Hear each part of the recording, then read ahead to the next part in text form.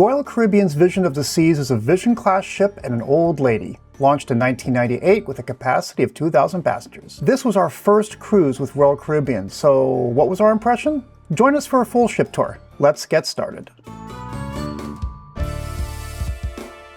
As always, I do my ship tours from bottom to top, so this is the first deck, and as usual, it's dedicated to the medical facilities and disembarkation.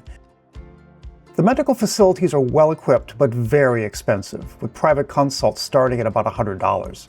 And they don't take insurance, so you'll need to make a claim with your insurance company later. Best practice? Only for true emergencies. The next two decks are staterooms. I love the lush staircases.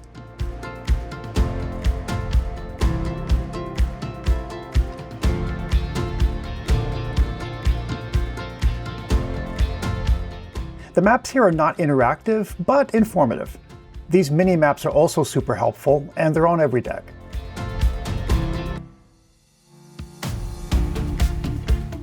Now, word on the street is to avoid cabins on Deck 2 forward because of anchor chain noise, and Deck 3 aft under the galley and kitchen because of heavy cooking activity. The elevators are pretty spacious, but they took longer to arrive than most ships I've been on.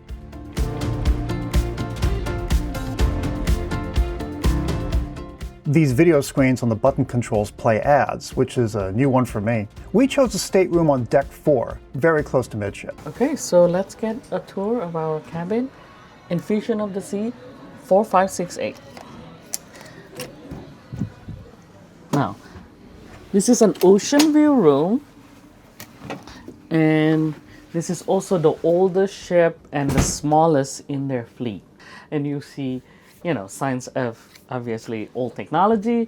So for example, you have the TV added here, right? So that's a little bit different. So you could see there is 2 bunk bed up here. And as usual also in the typical of ocean view cabin, one of the things that we like is that it's always have a very deep windows. So you do have a lot of space that you could put more stuff out here. Your bedside table as usual. So I'm gonna be honest, I don't know how you're gonna fit 4 people here. It's gonna be pretty tight. Unless what you have is 2 kids, then that would make your life easier. So you have safe, very tiny. If you are having a laptop, I don't think that's gonna fit. I'm not even sure if that's gonna fit a regular size iPad. You have drawers. Again, it's a little bit tough, seen the better days. You have, I guess, a little bit more shelf. This is triangle, so I'm not sure what you could use it for. Same thing on this side. You have your controller. This is your announcement channel. You could turn, the sound, I suppose. I'm not sure if that's really working. Would be interesting to see. The bathroom. Let's see. It looks to me like the bathroom has been refurbished. It's pretty sizable. I would say this is probably the newest part of the whole cabin. Okay, you got your tiny sink, but this is, this works, right? You got soap, a bar soap. You also have more shelving here, and this is your shower. Just for your information, I'm about 5'4". So if you are 6, you're probably gonna hit the top. But the nice thing is the shower head is actually pretty high, as you can see here. They're trying to accommodate, people who are taller. So then, it goes all the way to the ceiling. So that's kind of cool. And this is kind of how it feels when you turn around. And the closet. So you could turn that light. It's actually open like this, which takes a little bit when you open it, but once it's open, it's actually pretty nice. Okay, so this is not too big. Yes, you have a few hangers. There is no shelving inside your closet here, at least not on this ship. And you got the ladders that's gonna go on the bunk bed.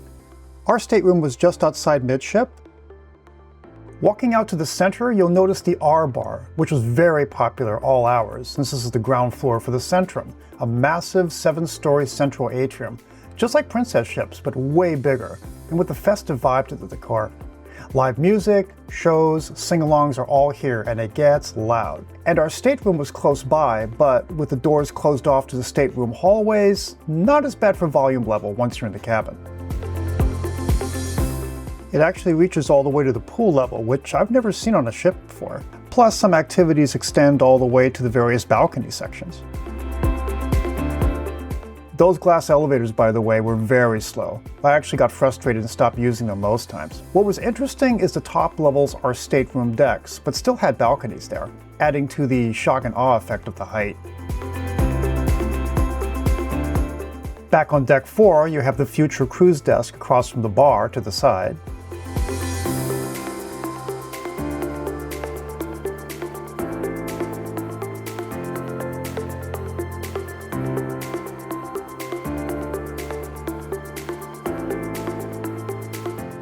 Lots of seating all over the place, although it's hard to get a chair here during primetime hours. Given the bar and all the activities here, this is prime real estate for hanging out. So when it's busy, these chairs tend to be occupied all day. Head towards the midship elevators and you'll find the first set of conference rooms, which are easy to overlook from the outside. Rooms B and C. These rooms are small, often for private group events like family reunions or knitting groups, or crew meetings.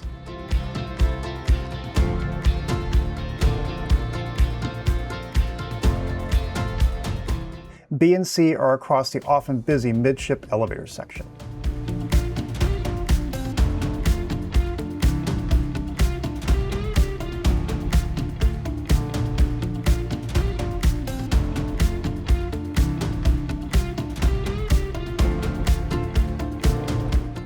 All the way aft is the massive two-story main dining room, Aquarius, with a 1,158 guest capacity. Food reviews here were fair.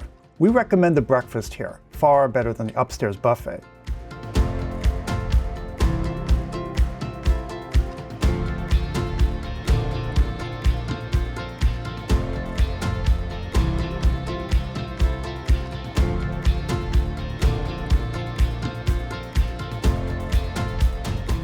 But numerous cruisers have complained about lots of vibration from the rear propellers, which honestly is like that on every ship I've been on. But if it's an issue, try to get a table closer to the entrance. The place gets quite bustling and loud during primetime dinner hours, of course.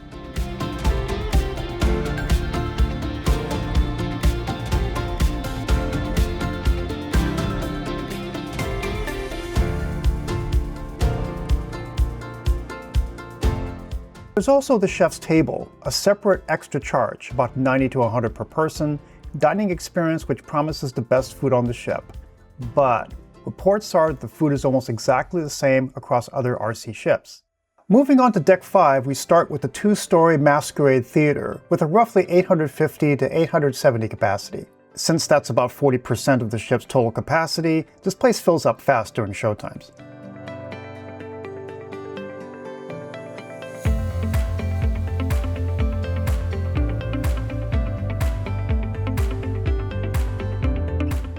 Cruisers like the old Broadway feel of the place. They have an orchestra pit. But the seats are big, overstuffed armchairs, which can double up towards the back area above the main auditorium. Aisle space is wider than I was used to elsewhere, and sightlines, at least down below, are staggered. Not bad. There's a lounge feel to the place with these bar stools. The second floor wings spread out before you get to the balcony section all the way front.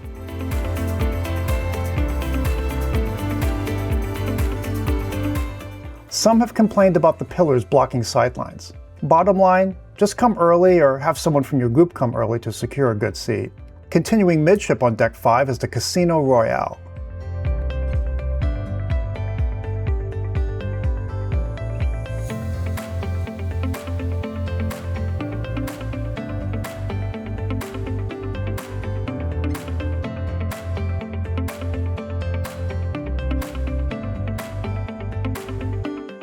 With about 194 slots and 9 gaming tables, the place gets cramped pretty quickly.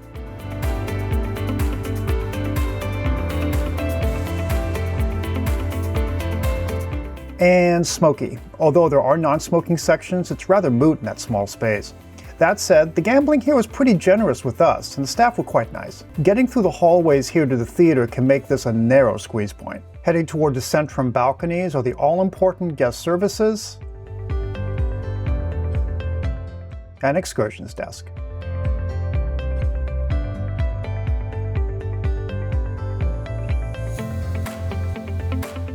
With the loyalty desk parked just to the side, along with ample seating. I love the way these seats are not connected to a bar or cafe, but they're just here to enjoy the view. Speaking of view, I love the outdoor deck area, which was super wide in places. Although you can't circle around the whole ship, you can enjoy these odd-looking but surprisingly comfortable chairs.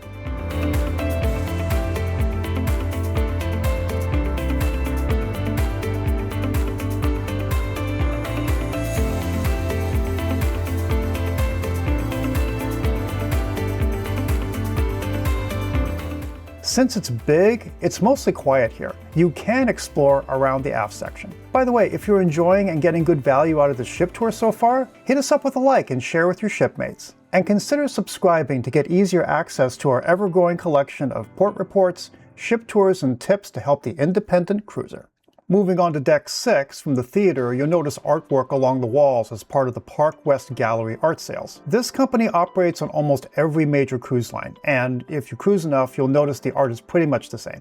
Here, the art is displayed across various sections of the ship, but the main sales desk is on this deck towards midship.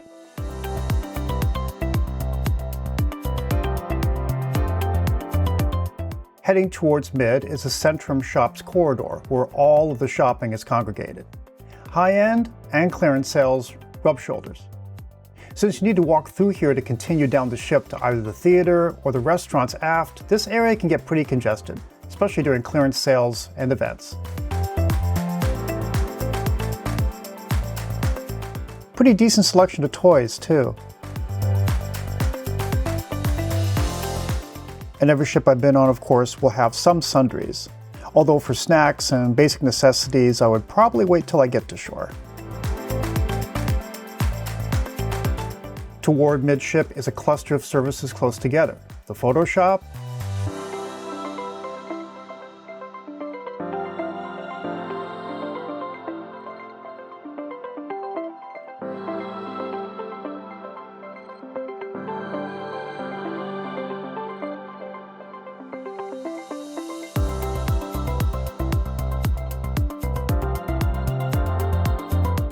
a small bookshelf for trading books, no substantial library on board, and the selection here was pretty limited.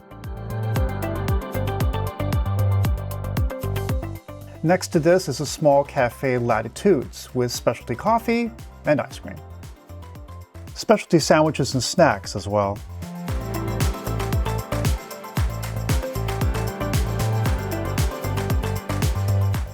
Along the balconies to either corner are the RC online stations, computer kiosks, and a convenient printer, but you'll need an internet package to use it.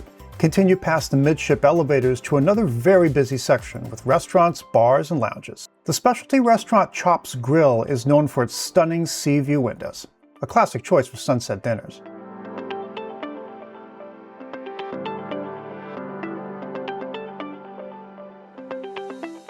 But some suggest try the lunch on a sea day for less money. And the Gruyere cheese tater tots are a favorite. Continue down this area where you'll need to pass the schooner bar to access the aft section. Schooner bar is a nautical themed and super popular area for trivia especially.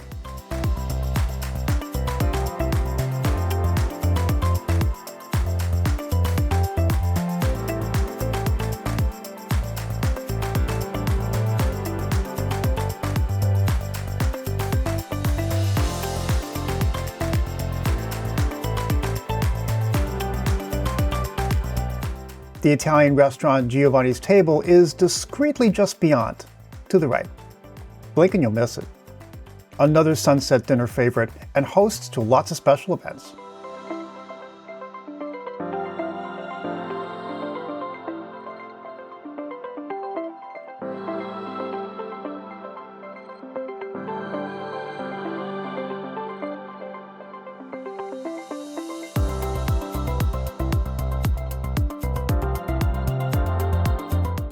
Just past this is the massive Some Enchanted Evening Lounge. This is the ship's secondary show lounge. While the Masquerade Theater is for the big production shows, this lounge is for interactive entertainment and dancing. It's designed to feel like a supper club or cabaret.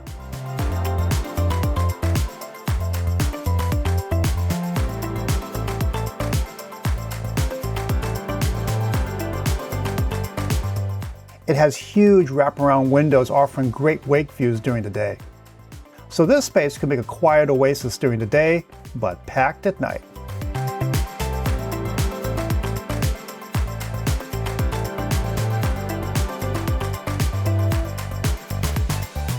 Tucked way inside, oddly enough, is Conference Room A, the largest conference room on the ship.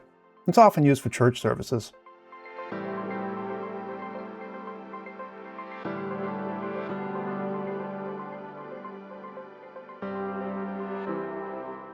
The exclusive Crown Lounge is also here, accessed by card only. Because the room is tiny, it's about 20 to 30 seats, the happy hour almost always spills into the Some Enchanted Evening Lounge next door or the Schooner Bar. And on every ship tour, I include a public bathroom. I'll call this fairly standard, with excellent upkeep. The stalls are a bit narrow, but that's kind of standard on most ships. The handicap stalls are well appointed with all the basics.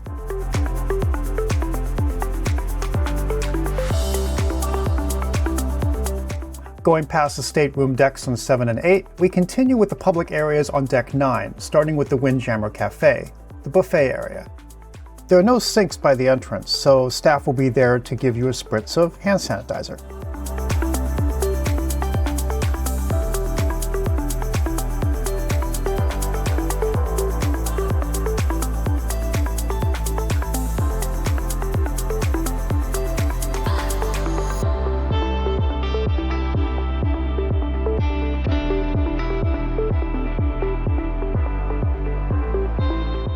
Now, to be honest, the food here has a reputation for being repetitive, but gets high marks for their Indian curries.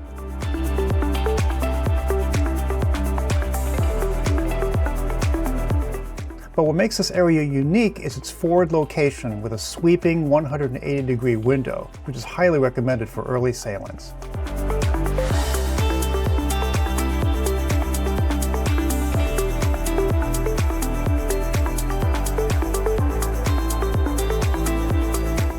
The dining room is centered around the dessert area, which, when you're on vacation, makes sense.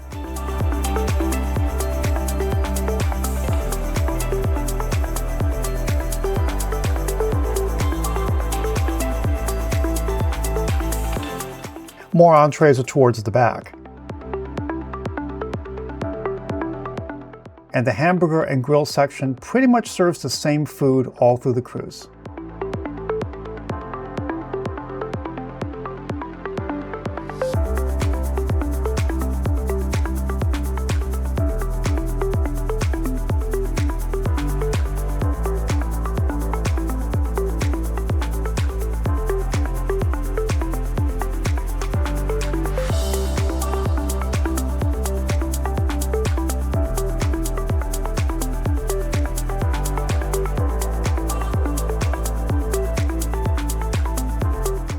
There are several coffee, water, and tea stations both inside and just outside. Outside too is the ever-popular complimentary soft serve ice cream station. You're now facing the main pool in front of the bar.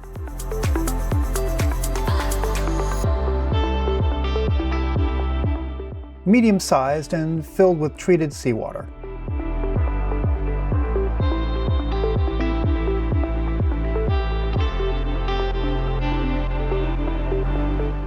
Definitely a party area with its permanent stage. Pool and whirlpools have assisted seats, but no slides or epic park attractions. Basic. And a recurring issue with lounge chair hoarding, with most loungers on sea days taken by 8:30 or 9 o'clock.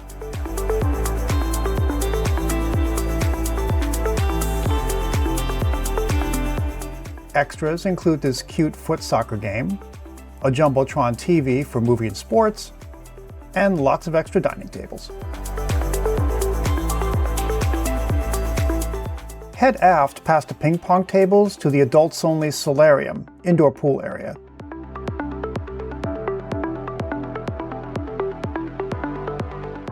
Glass enclosed and climate controlled.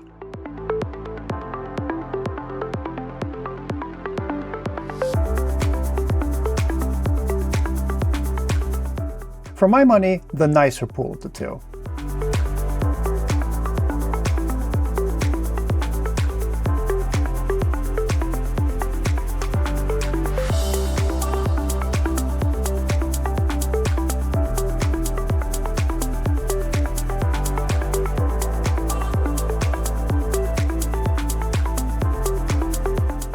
But during pool prime time, of course, loungers get scooped up here fast by about 9 a.m. But an overall quieter vibe, even when it's busy. Plus, they have their own bar and cafe. One tip is to try this for breakfast instead of the Windjammer, where the food gets higher marks.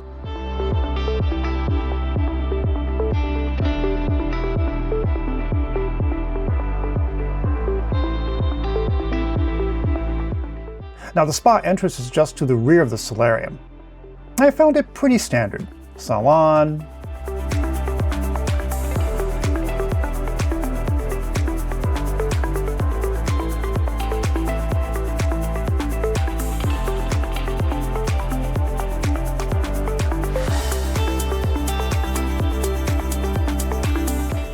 relaxation area,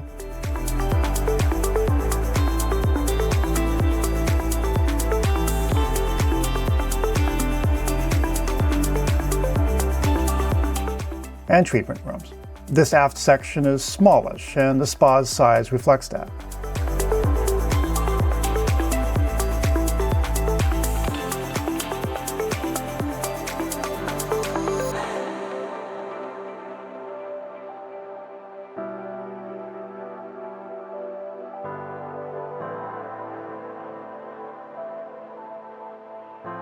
Just upstairs from the spa is the fitness center.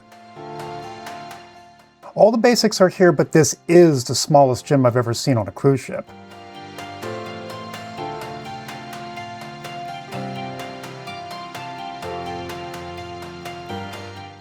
But it has a great aft window view.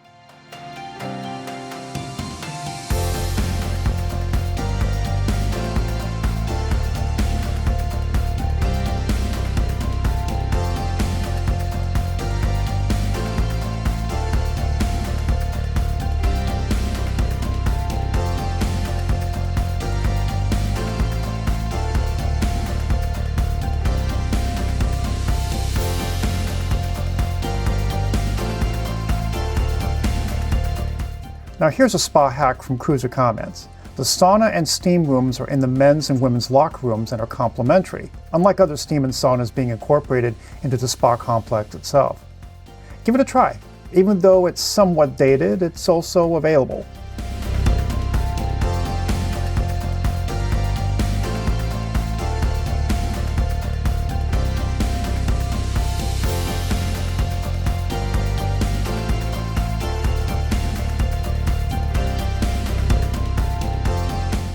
Plus, nice separate bathrooms and lockers.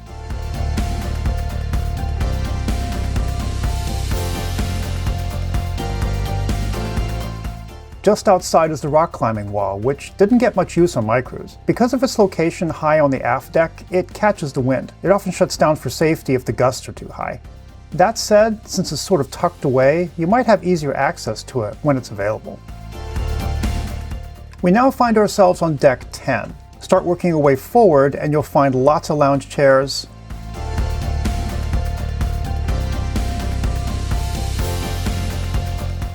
and the running track.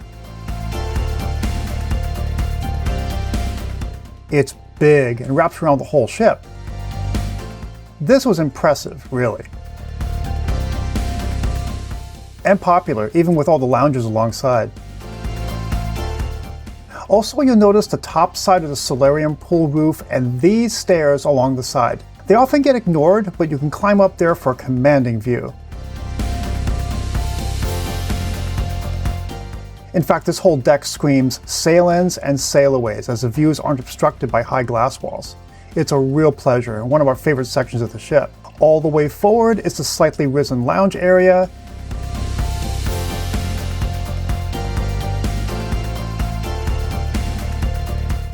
And this sweeping forward area where folks can get their Titanic moment.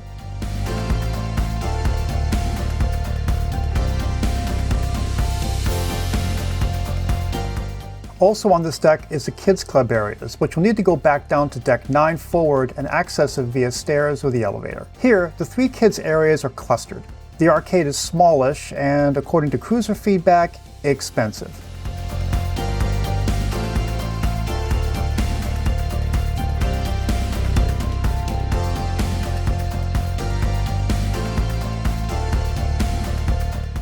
And since it's a cashless card swipe system, easy to lose track of. Set card limits with your kids if you can. But getting into the teen lounge, you cut across the arcade.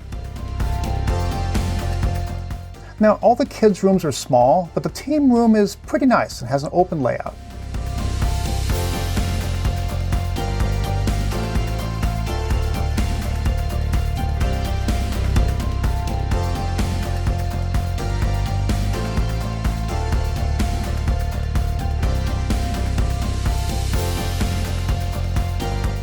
The School Kids Adventure Ocean, ages 3 and above, is also here with set hours,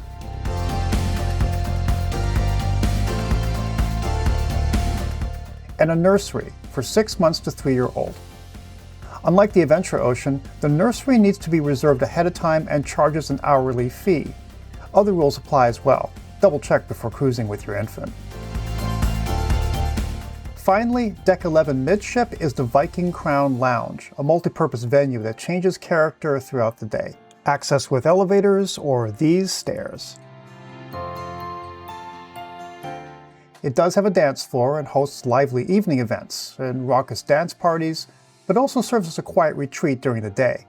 And we love the quiet vibes during daylight hours.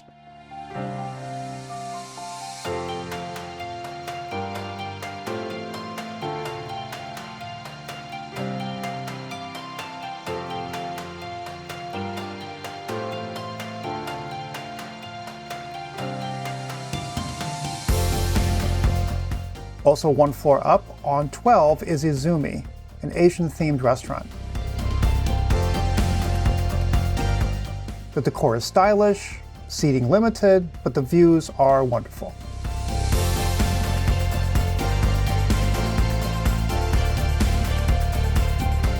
Food reviews were fair. Not bad, not Nobu quality.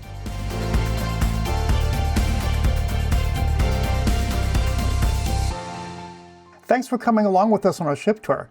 For more information about the ports we visit portlowdown.com. And as always, we love your comments and questions. Keep them coming, and we'll see you on the next cruise.